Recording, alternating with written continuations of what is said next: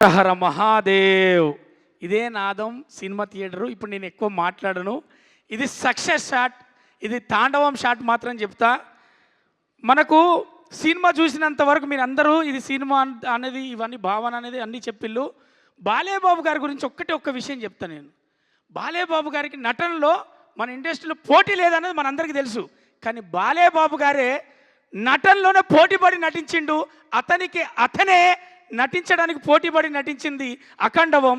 ఎందుకంటే అఖండ తాండవంలో నటిస్తే జరగదు, అణువు తను ఫీల్ అవుతే, అణువు భక్తితో మునిగి తేలితే తప్ప ఆ అఖండ క్యారెక్టరు ఒక్కొక్క ఎక్స్ప్రెషన్ కావచ్చు, ఒక్కొక్క నటన చేసిన చలిలో కావచ్చు.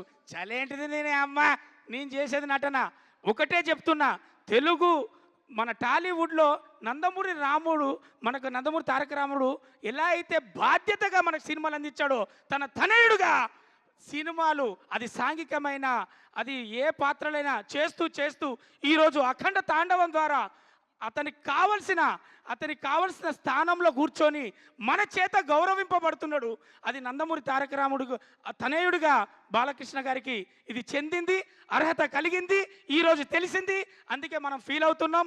ఇక ఒకటే చెప్తా, ఇది సక్సెస్ షాట్. అమ్మా తెలంగాణ ఆడబిడ్డలారా, అక్క చెల్లెలారా, తమ్ముళ్ళారా, మన సర్పంచ్ ఎలక్షన్లు కూడా అయిపోయినాయి.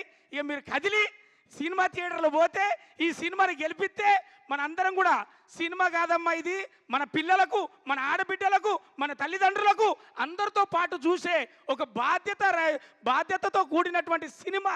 మనకు బాలయ్య బాబు గారు, బోయపాటి గారు, తమన్ గారు ముగ్గురు కలిసి మనల్ని అందరికీ ఏం చెప్పాలో, ఏది చెప్పాలో, ఇప్పుడు కాకపోతే ఇంకెప్పుడు చెప్తాం, ఇది కాకపోతే ఇంకేది చెప్తాం అని ఒక భావనతోటి మనకు అందించినటువంటి చిత్రాన్ని మనమే చూడాలి, మనమే విజయవంతం చేయాలి. ఆడబిడ్డలకు, అక్క చెల్లెలకు, ప్రేక్షక దేవులందరికీ నేను విన్నవించుకునేది మాత్రం ఇది ఒకటే. Thank you so much. Thank you so much. ఎప్పుడు ఫన్ జనరేట్ చేస్తూ ఉంటారు మీరు, కాకపోతే ఎమోషనల్గా చూసాం ఈ సినిమాలో. సో చాలా బాగా చేశారు.